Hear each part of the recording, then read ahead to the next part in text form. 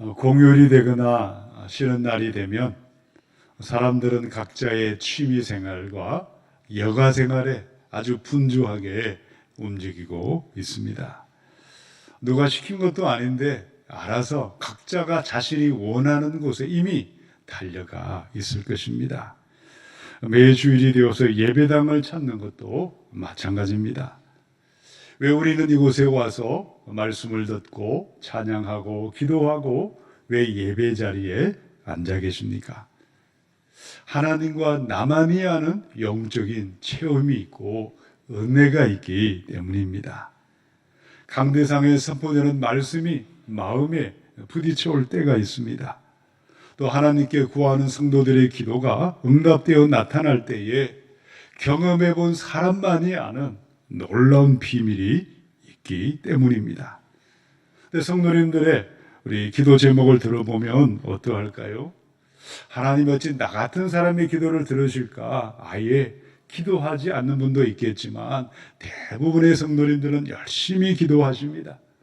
내 아들, 딸들 좋은 대학에, 좋은 직장에 들어가게 하시고 좋은 결혼하게 해달라고 열심히 기도하는데, 그런데 평생 가족과 자신만을 위한 기도가 대부분이고 이웃과 열방과 교회와 고통하는 세상을 위해서 기도의 지역이 넓어지는 일이 별로 없는 분들도 있을 것입니다.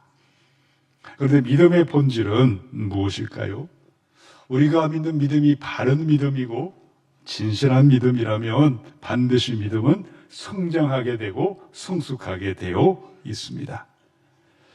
주님, 이 땅에 하나님의 나라가 이루어지게 해주시고, 주님, 이 땅에 하나님의 뜻이 이루어지게 해달라는 기도를 처음부터 하는 사람은 없습니다. 다 이것 주세요, 저것 주세요.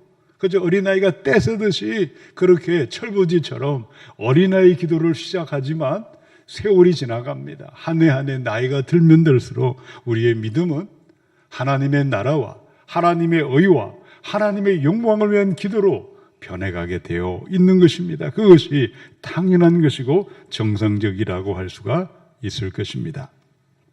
믿음의 조상인 아브라함의 복을 한번 생각해 보십시다. 너로 말미암아 온 천하 만민이 복을 받으리라. 복의 통로가 되고 아브라함의 존재 자체가 복이 되는 것이라고 말씀하셨습니다. 모세의 축복은 무엇이었을까요? 애굽의 유명한 왕족이 되어서 호의호식하는 것이 아니었어요. 이스라엘 백성을 인도하는 목자가 되어서 온 세상 만민을 축복하는 하나님의 대행자가 되고 축복의 인생으로 그를 불러주셨습니다. 오늘 누가복음의 6장을 함께 읽으셨습니다. 예수님은 밤새워 기도하신 다음에 12명을 제자로 택하시고 불러주셨습니다. 여러분, 12제자들의 축복은 무엇일까요? 아브라함처럼, 모세처럼, 수많은 믿음의 사람들처럼 나로 말미암아 온 세상 만민이 복을 받게 하는 왕같은 제사장으로 축복의 인생으로 삼으시고자 부르셨습니다. 이 시간 함께 예배하는 모든 성도님들의 소망은 무엇입니까? 무엇을 원하시고 어떤 믿음이 되어서 어떤 인생이 되기를 진정으로 원하십니까? 우리 함께 자막을 선포해 보겠습니다. 세상을 축복하는 제자의 믿음 되기 원합니다. 아멘. 복 중의 복은 나 한 사람 때문에 내 주변에 수많은 고통하는 사람들이 복을 받게 하는 축복의 통로가 되는 것입니다. 어떻게 제자의 믿음, 신실한 믿음의 길을 걸어가고 제자의 삶을 살며 하나님의 나라, 하나님의 영광을 높여드릴 수가 있겠습니까? 첫 번째 말씀이죠. 20절, 21절을 함께 읽겠습니다. 예수께서 눈을 들어 제자들을 보시고 이르시되 너희 가난한 자는 복이 있나니 하나님의 나라가 너희 것이며 지금 줄인 자는 복이 있나니 너희가 배부름을 얻을 것이며 지금 우는 자는 복이 있나니 너희가 웃을 것이며. 아멘. 마태복음의 5장에 보면 그 유명한 팔복의 산상 메시지가 있습니다. 또 누가복음의 6장에 오면 팔복이 아니라 4가지의 복이 있고 또 4가지의 화에 대한 말씀을 선포하셨어요. 여러분, 마태복음의 5장과 누가복음의 6장은 같은 시간, 같은 장소에 같은 메시지를 서로 다르게 이야기한 것일까요? 아니면 같은 말씀이었, 다른 상황에서 했던 다른 말씀이었을까요? 어떻게 생각하십니까? 전통적으로 두 가지 견해가 있습니다. 마태와 누가가 똑같은 시간, 똑같은 장소에 주님이 하신 말씀을 같이 들었는데 서로 다른 관점, 다른 시각으로 해석한 것이고 결국은 같은 사건이라고 보는 학자들이 있습니다. 또 다른 견해는 무엇일까요? 아니다. 다른 상황이었을 것이고 다른 본문이었다. 이 팔복은 제자를 임명하기 전에 산상에서 산 위에서 주님이 하신 말씀이라면 이 네 가지의 저주와 네 가지의 축복의 말씀은 누가가 평지 설교를 했는데 제자를 임명한 다음에 다시 한 번 더 다르게 말씀하신 것이다. 앞에 있는 견해보다 저는 후자의 견해가 맞다고 생각을 했습니다. 여러분 17절로 19절을 쭉 한번 살펴보시기 바랍니다. 예수님은 밤새워 기도한 다음에 12명을 제자로 택하셨어요. 자, 제자를 임명할 때 상황과 형편이 어떻게 기록이 되어 있습니까? 수많은 무리들이 유대와 저 이방인들까지도 구름대처럼 몰려들고 있었어요. 많은 사람들이 환호하고 열광적으로 지지하고 응원과 박수 소리는 하늘을 찌르고 있었습니다. 자, 그러므로 그 같은 상황 가운데 내가 주님의 택함을 받았고 제자가 되었다는 건 그 자체는 특권의식을 불러오지 않았겠습니까? 스스로 자기도 모르게 자신을 높이게 되는 교만과 거만함에 빠져들 수가 있었을 것입니다. 그 모든 것을 다 알고 계시는 예수님께서 오늘 제자들을 향해서 제자가 무엇인지, 왜 제자로 부름받았는지, 제자기를 어떻게 바르게 걸어가고 온 땅을 축복할 수 있는지를 하나하나 말씀해 주셨습니다. 자, 20절을 보시기 바랍니다. 제자는 어떤 사람이죠? 가난한 자는 복이 있나니 하나님의 나라가 저희의 것입니다. 제자는 다르게 말하면 가난한 사람이라고 되어 있어요. 이 프토코스라는 이 가난하다는 말은 구걸하여 살고 절대적인 가난, 경제적인 가난과 함께 정신적으로 또 육체적으로 압박당하는 것까지 포함되어 있어요. 이 가난하다는 것은 다르게 말하면 자신의 부족함을 아는 사람이에요. 내가 부족하기에 주님의 도우심이 없이는, 주님의 은혜가 없이는 살아갈 수 없음을 인정하는 사람들이죠. 이 가난한 자들에게 꿈과 소망은 세상이 아니라 하나님의 나라라고 말씀하셨습니다. 자, 하나님의 나라가 너희 것이라는 것은 죽은 다음에 들어가는 천국만이 아니라 이 땅에서 이미 하나님의 나라의 영광을 누리고 경험하고 하나님 나라의 축복을 누리며 산다고 말씀해 주셨습니다. 지금 나는 제자입니까? 지금 나는 하나님의 나라를 진정 경험하고 있고 하나님 나라가 나의 꿈과 비전과 소망이 되어 살아가고 있으십니까? 자, 당시 예수님의 12 제자들은 어떻게 생각했을까요? 제자가 누구인지 무엇하는 사람인지 그들은 하나님의 나라를 원했고 천국은 꿈꾸었지만 돈과 힘과 권력이 지배하는 세상의 방식과 세상 안의 가치관을 따라서 하나님 나라를 이해하고 따라가려고 했었습니다. 그럼 베드로는 십자가를 말씀하실 때 예수님을 십자가를 지면 안 된다고 제지하고 억류 만류하기까지 하지 않았습니까?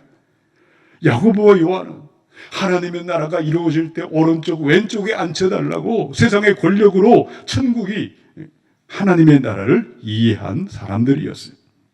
근데 하나님의 나라는 말 그대로 하나님이 세우시고 하나님의 원리대로 하나님의 방식대로 다스리는 나라가 하나님의 나라입니다. 마태는 바로 유대인을 향해서 말씀을 선포했기 때문에 유대인들은 하나님이라는 말을 잘 쓰지 않습니다. 그래서 하늘나라, 천국이라고 말했지만 마가는 하나님 나라라고 말씀을 했습니다.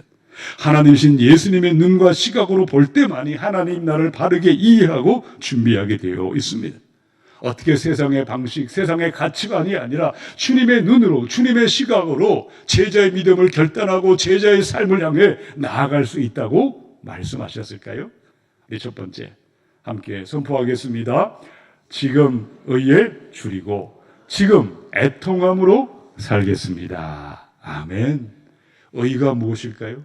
우리의 의는 예수 그리스도십니다. 예수님의 사랑을 목말라 하고 예수님의 관용과 용서와 자비를 구하는 마음으로 살아가는 것이 의에 줄이고 사는 것입니다. 울고 애통하다는 것은 주님 앞에 나아갈 때 나의 죄 때문에 애통하고 통회하고 회개하는 마음을 품고 나아가는 것입니다. 그런데 지금이라는 시제가 중요합니다. 지금 의에 주려 살고 지금 애통함으로 살 때에 제자의 믿음으로 인도해 주십니다. 세상이 아니라 하나님 나라를 꿈꾸게 하시고 매일매일 천국을 경험하고 하나님을 영원롭게 만들어 주십니다. 자, 그런데 수많은 무리들 가운데 제자로 선택되었어요. 한때는 가난한 마음을 품었어요. 한때는 의에 줄이기도 했었어요. 한때는 애통한 마음으로 살려고도 했었어요. 그런데 지금은 의에 대한 주림이 사라져 버렸어요. 그런데 지금은 애통한 마음을 잃어버렸어요. 그렇다면 넘어지고 실족하고 주님의 영광이 아니라 주님의 이름을 욕되게 할 수밖에 없지 않겠습니까? 요한복음의 21장을 보시기 바랍니다. 시몬 베드로가 그들에게 말하기를 나는 고기를 잡으러 가겠소 하니 그들이 우리도 함께 가겠소 하고 말하였다. 그들은 나가서 배를 탔다. 그러나 그날 밤에는 고기를 한 마리도 잡지 못하였다. 요한복음 21장은 어떤 맥락에서 기록된 말씀이었죠?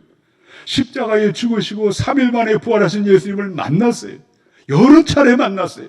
부활의 주님을 만났음에도 지금 내 마음에 의가 되신 주님을 향한 목마름과 사모함과 갈망함이 없고 내 안에 애통한 마음이 생겨나지 아니했을 때 그들은 또다시 세상으로 되돌아가고 말았고 소망 없는 삶을 살아갈 수밖에 없었다는 사실입니다. 고린도서 6장의 말씀을 함께 읽겠습니다. 우리가 하나님과 함께 일하는 자로서 너희를 권하노니 하나님의 은혜를 헛되이 받지 말라.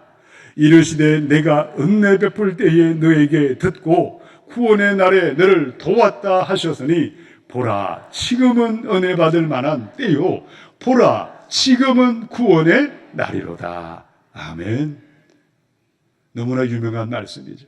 고린도 교회는 어떤 교회였을까요? 이 고린도 교회를 향한 편지였어요.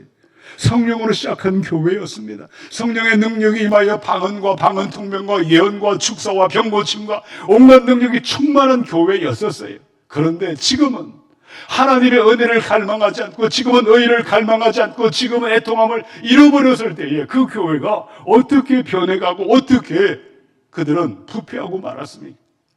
파벌이 생겨나기 시작을 했습니다.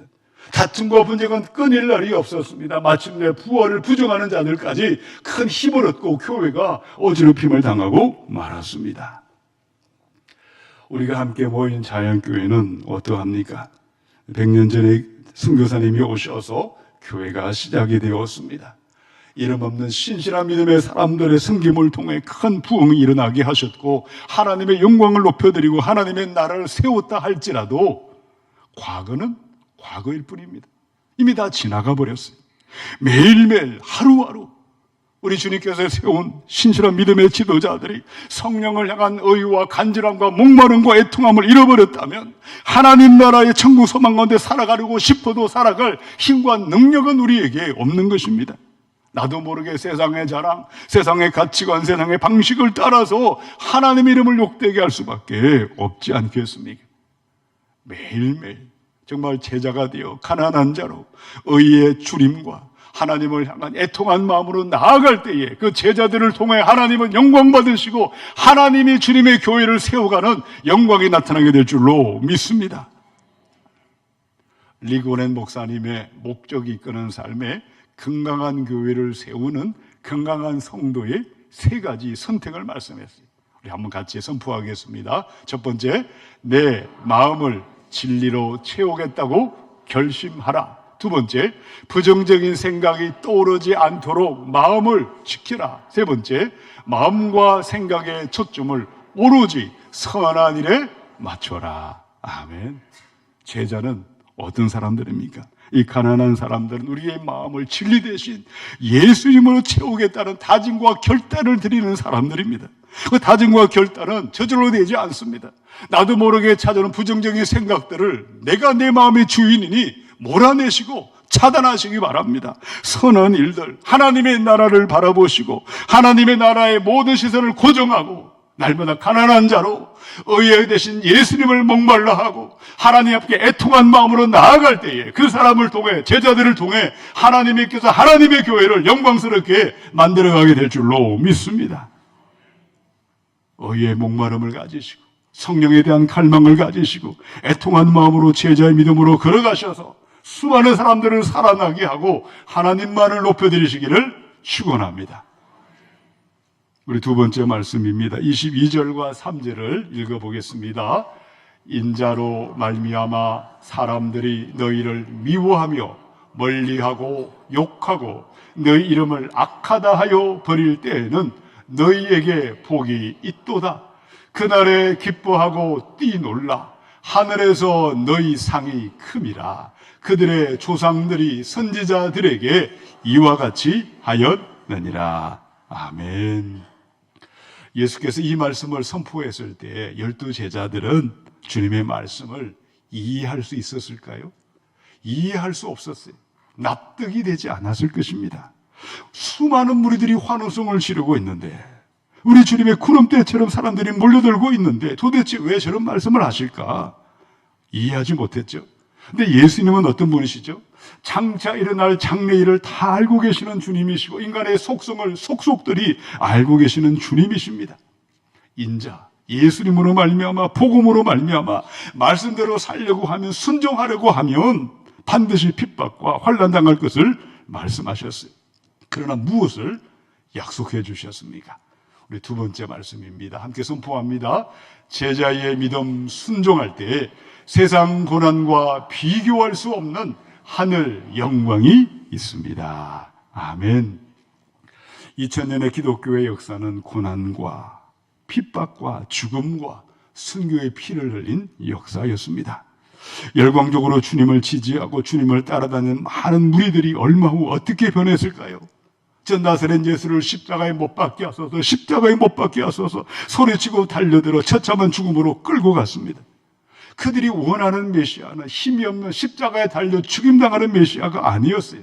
돈과 힘과 권력을 가진 황금의 메시아를 원하고 기다렸고, 자기들이 원하는 소원대로 무엇이든 이루어주는 메시아를 믿고 기다렸습니다. 다르게 말하면 세상이 원하는 축복, 복이 있도다, 복이 있도다. 그들이 원하는 축복은 도대체 무엇이었을까요? 눈에 보이는 세상의 물질의 풍성함이 축복이었습니다. 높은 지위를 차지하는 것이 축복이었습니다. 잘 먹고 잘 살고 호의호식하는 것이 바로 축복이었다고 생각했지만, 제자들의 믿음, 제자들의 축복은 도대체 무엇일까요? 영적인 축복입니다. 하나님을 높이는 것이 축복이라고 말씀하셨습니다. 우리 주님의 제자들이 무엇을 통해 어떻게 세상을 축복하며 하나님을 높이게 되어 있겠습니까? 디모데후서 1장의 말씀 함께 읽겠습니다.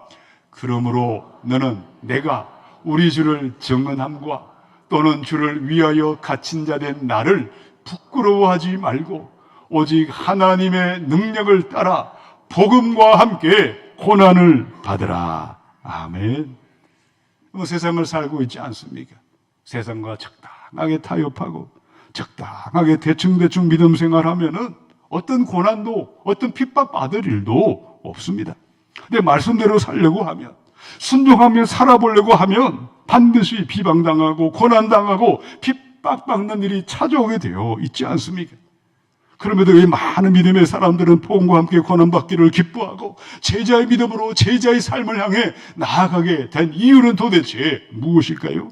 로마서 8장에 성령이 친히 우리의 영과 더불어 우리가 하나님의 자녀인 것을 증언하시나니, 자녀이면 또한 상속자 곧 하나님의 상속자요 그리스도와 함께한 상속자니 우리가 그와 함께 영광을 받기 위하여 고난도 함께 받아야 할 것이니라. 18절 함께 있습니다. 생각하건대 현재의 고난은 장차 우리에게 나타날 영광과 비교할 수 없도다. 아멘. 제자의 믿음을 결단하고 순종하며 걸어갈 때에 지금의 고난과 환난과 핍박과는 비교조차 할 수 없는 찬란한 하늘의 영광, 어마어마한 천국의 영광이 예배되어 있음을 믿으시기 바랍니다. 하나님은 그리스도인들이 믿음으로 고난당할 그 모든 것을 하나하나 지켜보시고 일일이 계수하고 계십니다. 무엇이 제자의 믿음일까요? 하나님은 살아계십니다. 복음과 함께 고난받을 때 하늘의 영원한 상을 주시고 찬란한 영광이 있음을 믿고 주어진 시간들 묵묵히 하나님 앞에 순종하며 나아가는 사람이 제자요, 제자의 믿음인 줄로 믿으시기 바랍니다. 아브라함은 이 땅에 많은 부를 누린 부유한 사람으로 살았지만 그런 하늘의 도성을 바라보았습니다. 찬란한 천국의 영광을 바라보고 나그네 길을 걸어갈 때 순종하며 나아갔습니다. 모세는 애굽의 왕자가 되어 사는 것보다 하나님의 백성과 함께 고난받는 삶을 더 기뻐한 이유가 하늘의 상주심을 바라보았기 때문이라고 말씀하고 있지 않습니까? 바울은 로마 시민권자였고 가말리엘의 문화생이었고 바리새인 중에 바리새였지만 예수 만난 다음에 세상 모든 것을 배설물로 여기고 하늘의 표대를 향해 하늘의 영광의 멸관을 얻으려고 그는 달려갔다고 말씀하고 있지 않습니까? 2007년에 사울의 지금의 튀르키예, 터키라고 불렀습니다. 이슬람 땅에서 선교하던 독일의 틸만 선교사와 현지 사역자인 2명이 무슬림 청년 5명의 습격을 받아 목숨을 잃어버리는 일이 생겼습니다. 틸만 선교사는 온몸에 156곳에 칼로 난도질을 당하고 순교를 했습니다. 현재 사역자들 또한 예수를 부인하면 목숨을 살려주겠지만 예수를 시인하면 칼로 죽이겠다는 생명의 위협을 당했지만 끝까지 믿음을 지킴으로 목이 잘려 순교하는 일이 벌어졌습니다. 더 놀라운 일은 무엇이었을까요? 바로 틸만 선교사의 아내 수산나 선교사가 한 말이었어요. 나는 저들을 용서합니다. 저들은 자신들이 한 일이 무엇인지를 알지 못하고 있습니다. 거룩한 순교의 피가 이슬람 땅에 뿌려졌을 때에 터키 땅에 숨어서 자신의 정체성을 드러내지 않던 많은 그리스도인들이 나는 하나님의 사람이라고 자신의 정체성을 밝히는 많은 놀라운 일들이 이 순교의 피로 말미암아 나타나게 만드셨습니다. 여전히 전 세계 곳곳에 많은 사람들이 복음 때문에 고난당하고 생명을 잃어버린 일들이 지금 이 시간에도 여전히 일어나고 있습니다. 폴 마샬의 책 거룩한 피가 부른다. 21세기 우리 시대는 초대교회 때보다 더 많은 순교의 피가 뿌려지고 있다고 말하고 있습니다. 아프가니스탄과 소말리아와 리비아와 파키스탄과 에리트리아와 수단과 예멘과 이란과 인도와 중국, 전 세계 가장 많은 순교의 피를 뿌리고 있는 곳은 이제 휴전선 너머의 북녘 땅입니다. 휴전선 이남의 이 대한민국의 현실은 어떠할까요? 코로나 시대를 통과하는 동안에 많은 그리스도인들이 나는 그리스도인이라는 자신의 정체성을 드러내기를 주저하는 희한한 세상을 살아가고 있습니다. 심지어 동성애 자들조차 나는 동성애 자라고 스스럼없이 말하는 시대 가운데 하나님의 백성이 하나님의 사람이라고 말하지 않는 마지막 시대 말세지말을 살아가고 있습니다. 그런데 계시록은 무엇을 말씀하고 있습니까? 계시록 22장의 말씀 함께 선포하겠습니다. 보라, 내가 속히 오리니 내가 줄 상이 내게 있어 각 사람에게 그가 행한 대로 갚아주리라. 아멘.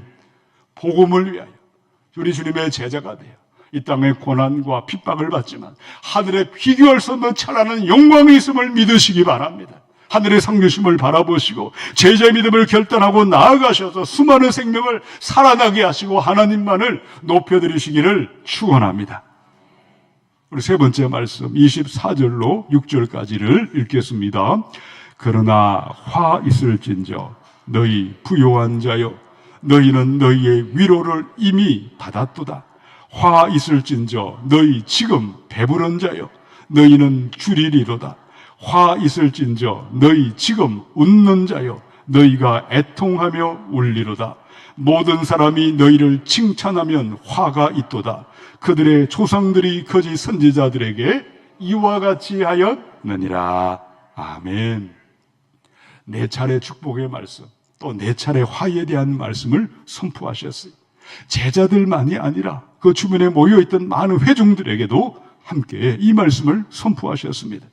화이또다 화이또다 네 번의 화를 선포하셨어요. 우리 주님이 사람을 저주한 것이 아니었습니다. 그 영혼에 스스로 자기가 선택한 그 사람들의 가련함과 영혼의 곤고함과 비참함과 불쌍한 사람들이 있다는 것을 말씀하시고 거기서 나올 것을 훈계해 주셨습니다. 우리 예수님의 눈에 어떤 사람들이 가련하고 곤고하고 불쌍하다고 말씀하셨습니까? 너희 부요한 자여 화가 있도다.